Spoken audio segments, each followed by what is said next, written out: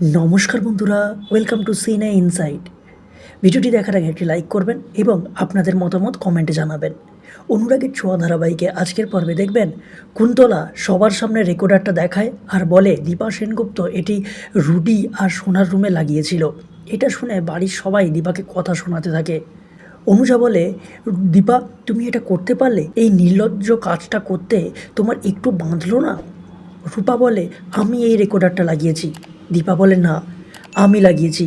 ও আমার দোষটা নিজের ঘাড়ে নেবে বলেই এরকম বলছে। প্রবীরবাবু বলে, আমি বিশ্বাস করতে পারছি না বড় বৌমা যে তুমি এই কাজটা করেছো। এরপর কুন্তলা সূর্যকে বলে, আপনারা যা করলেন আজ আমাদের সাথে, আর এক মুহূর্ত আমরা এখানে থাকবো না। এই বলে রুডি আর সোনাকে নিয়ে চলে যায়। এরপর সূর্য দীপাকে কথা শোনালে দীপা বলে, আমি সবাইকে জবাব দিতে পারবো না, দরকার হলে আমি রূপাকে নিয়ে বাড়ি ছেড়ে চলে যাচ্ছি। এই বলে চলে যায়। এরপর কুন্তলা সোনাকে টানতে টানতে বাড়িতে নিয়ে যায়। আর এই সবটা কৃষ্ণ আড়াল থেকে দেখে আর বলে, এই কুন্তলাকে আমি খুব ভালো করে চিনি, আমাকে সোনাকে বাঁচাতেই হবে। কিন্তু কারোর সঙ্গে একটা পরামর্শ করতে হতো, রূপা তো আমার ফোনটাই তুলছে না। এরপর কুন্তলা সোনাকে মারধর করে।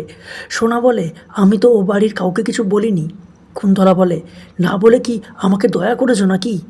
তোমার কাজ ছিল ওই বাড়ির দলিল আমার কাছে এনে দেওয়া। সোনা বলে, আমাকে একটু সময় দিন, আমি সবটা এনে দেব।